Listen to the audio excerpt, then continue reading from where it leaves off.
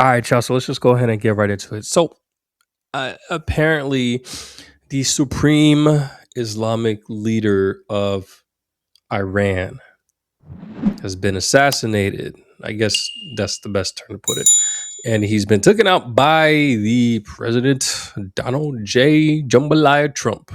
There's a lot of mixed feelings about this. Everybody is like, yo, we going to war, we going to war, which is interesting because that's all I was hearing like today. I went to go, sorry, still a little sick. I went to go,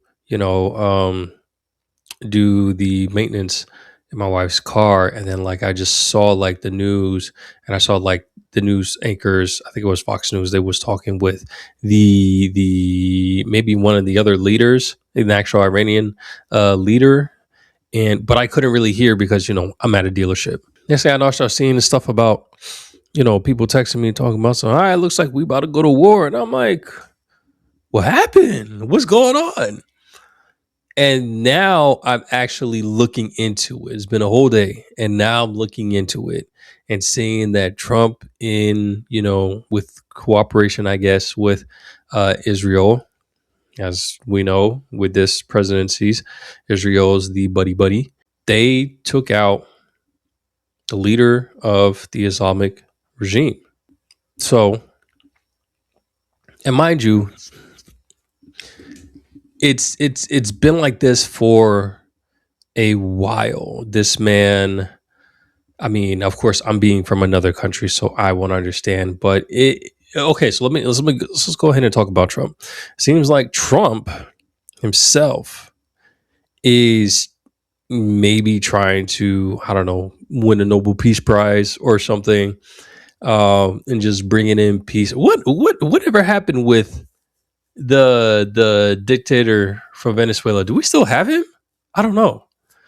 But my point exactly, like, he's going out, he's taking out all these extremist dictatorish leaders and taking them out. I mean, the Venezuelan dictator is still alive, and people keep saying president. I know he's a dictator. He's supposed to have been out of office, but he's made an executive decision by force to maintain that. So it's very interesting that this is what's happening. I know my eyes was kind of open to the situation.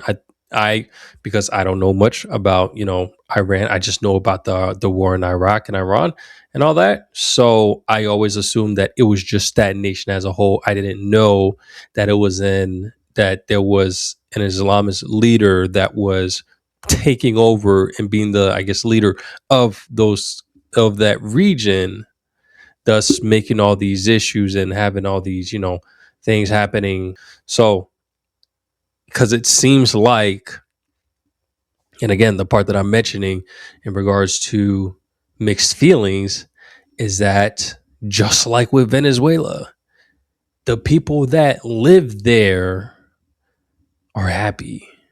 And that's interesting. But let's just go ahead and go into the video real quick and see what we got going on. Good evening, and thanks for joining us on Fox 5 News at 6. President Donald Trump confirms Iran's supreme leader Ayatollah Khamenei is dead.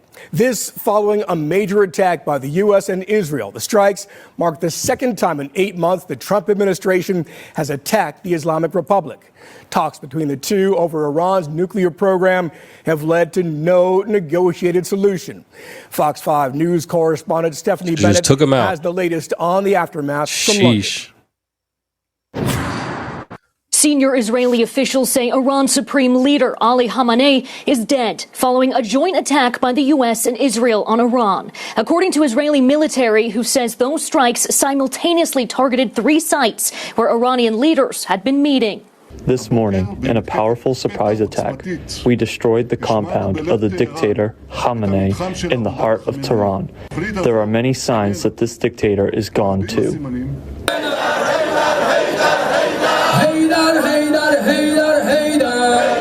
This is the scene in one area of Tehran hours. Homie had a sword in his hand. That's crazy. After the attack, pro-government supporters there chant death to America and death to Israel. Those sitting overseas, you can only step on this flag when we are dead. These bombs and missiles can't break our resistance. Other Tehran residents say they're terrified. Lines of cars forming at gas stations as people flee the city in search of safety. Iran state media says at least 200 people have been killed. Hundreds of more are injured. For 47 years, the Iranian regime has chanted death to America and waged an unending campaign of bloodshed and mass murder targeting the United States. Our objective is to defend the American people by eliminating imminent threats from the Iranian regime. In Israel, sirens are sending residents to seek shelter as Iran retaliates with missiles and drones. Among the countries getting hit, the United Arab Emirates, Bahrain, and Kuwait. We suffer today, but we do hope that it will resolve the problems of tomorrow.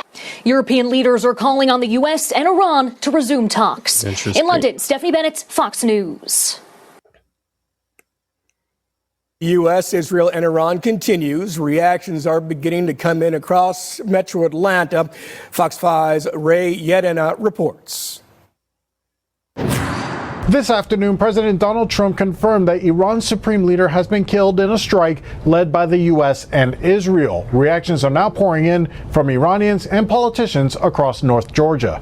I have been waiting to hear this news for the last 20 years. Dr. Sassan Tavasoli, a pastor who was born in Iran and now lives in Atlanta, says he's rejoicing over the death of Ayatollah Khamenei. Ayatollah Khamenei has been responsible for the killing of tens of thousands of Iranians over the last 3 decades. He has been a very evil dictator and a very oppressive tyrant. Before the Ayatollah's death was confirmed, some Iranians living in Atlanta said they wanted change to come from inside. This was an imposed war, and we still very much would like for Iranian people to change the regime by themselves. Georgia lawmakers also reacting to the strike. Okay. Democratic Senator Raphael Warnock saying in part, quote, "A wider regional conflict would not make us safer. It would increase instability and uncertainty at a moment when our focus should be on the pressing problems we face at home." We can't say that. We can't say that. This is the part that I can't understand when like certain politicians, like we say that, but we were literally about to go to war with Ukraine and Russia. We cannot say that. I mean, I guess in the hopes that nothing was going to happen. So, yeah, okay. Republican Congressman Barry Loudermilk says in part, quote, "By ending Iran's ability to threaten the U.S. and its neighbors, we eliminate the chief obstacle to peace in the Middle East and opens the door to a more secure future for the region." The problem with that is the repercussions. There's going to be repercussions. How severe are these going to be? Because who's to say they're not going to just have somebody replace them? Like, you hit a leader and I guess an important building, yes, but if they are part of the government, I mean, I would think just like we do, they have somebody that would be in place, but I don't know. This is a huge development for day one, but the things, the war is not over, and there are still many ways that things can become even more bloody and destructive in the coming days and weeks. Dr. Tavasoli says with the Ayatollah's death, there's another issue that arises. Ayatollah Khamenei never invested in raising a succession after himself. So the crisis of the Iranian revolution and the Iranian regime is there is no legitimate successor. It's not yet known how long the conflict between Iran, Israel, and the United States may last. Since the attack, Iran has launched retaliatory strikes. At the live desk, Ray Yedena, Fox 5 News. And dozens of demonstrators this afternoon took to the streets in northwest Atlanta for a Stop the War on Iran rally. Protesters say they don't want another endless war for regime change. Some say this conflict could bring unthinkable death and destruction in that region. They're also calling for freedom for Iran and peace for the whole world. Peace, because it's so exhausting to live your life knowing that everybody's attacking you. And that's where we are right now, especially marginalized people like minorities, weaker people, children. So I'm here to represent everybody who has a foot on their neck. Demonstrations happen. The only reason I feel like a lot, and I'm not speaking for her specifically because she said her piece, I feel like a lot of people just don't like the fact that Trump did something and doing something to another country yet again.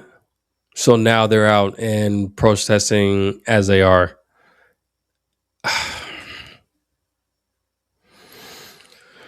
I don't know, guys. In other cities across the nation, including Washington, D.C., New York, and Charlotte.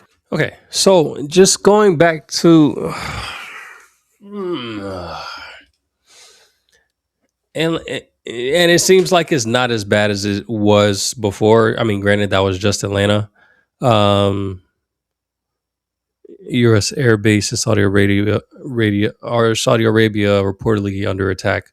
I mean, I expect as much, and that's like I was saying. Even though the supreme leader is down, that doesn't mean that they had control of the government. That doesn't mean that it's going to stop. Doesn't mean that they, well, like the other guy said, who is Iranian, I would think that he would know most out of anybody else, as opposed to an American here, that he didn't have the leader didn't have a successor. So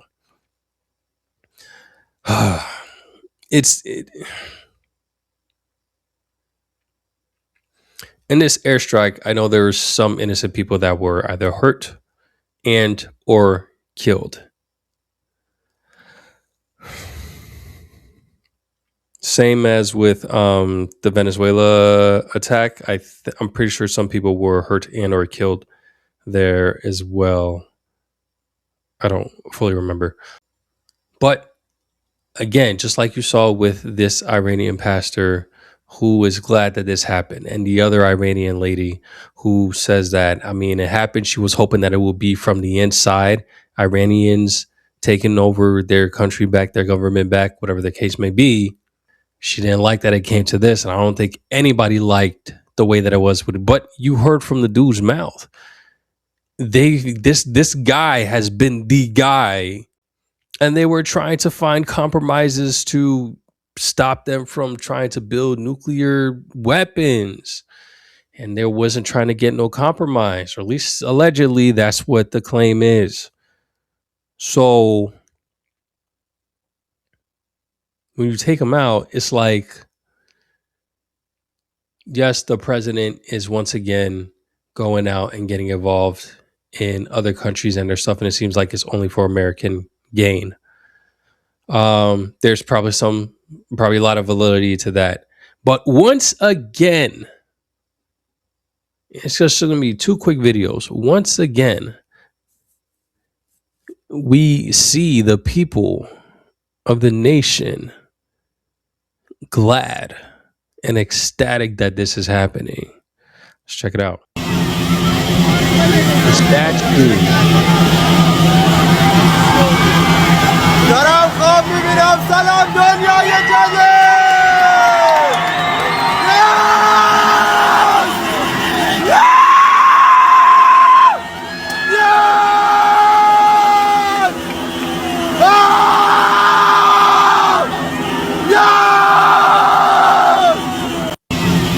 Now, I will say people out in the East, not even saying, I want to say like in the Middle East, like when they riot, they riot. My goodness. But here's another one.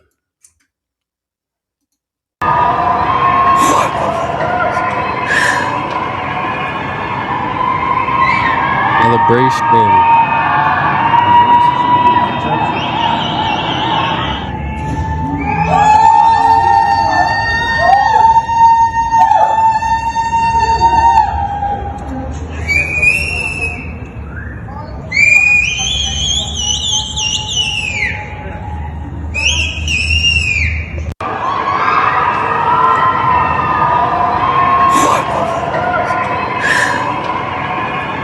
And it's interesting because I'm looking at the comments and I'm seeing I'm seeing a lot of people that say CNN is bringing in false information, CNN is fake, this, that, and the third. And then those people that are commenting on those, saying, God bless all the Muslims.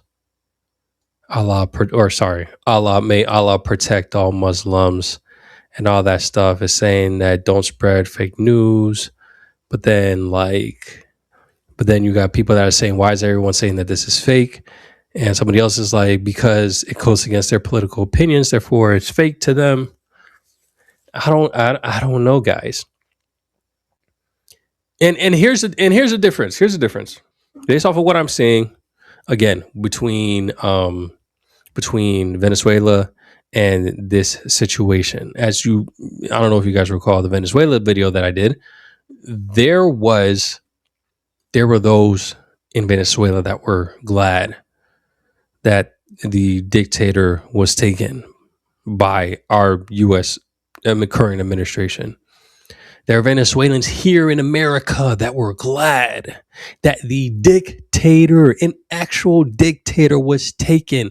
So just like here, the supreme leader, who I'm assuming the Iranian people view as a dictator, was taken.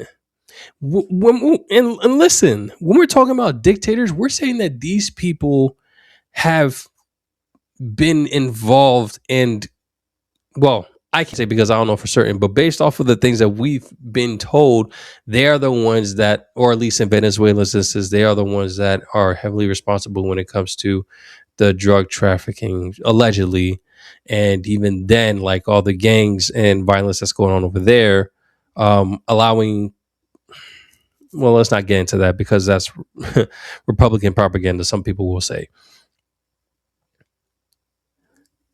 But to me, if you have a dictator that's allowing for all this drug trafficking and all this stuff, I would want that to no longer be the case. Same like here, if this supreme leader is doing all that he's done and done to other countries, as we've seen in the past to our country, America, in the past, and the people are like, I've been waiting to see this person gone for over 20 years, young people. 20 years. So while you were born, while you were little babies, same as me, I was young and I didn't understand anything that was going on. These people were alive, still wreaking havoc and still bringing turmoil to the people with their method of ruling the land. So when they say that they're glad that the person was taken up, how can you deny the way that they feel? You could be like, oh, well, they could take President Trump. What has President Trump done to you? And this is the spoiledness that a lot of people have when it comes to the stuff that President Trump does. This is what we're talking about when we say there's other countries that's dealing with 10 times way worse than what we deal with on a daily based off of, decisions or things that our president may have said. These are countries that call their leader an actual dictator. But does that justify President Trump doing what he did? I don't know, man.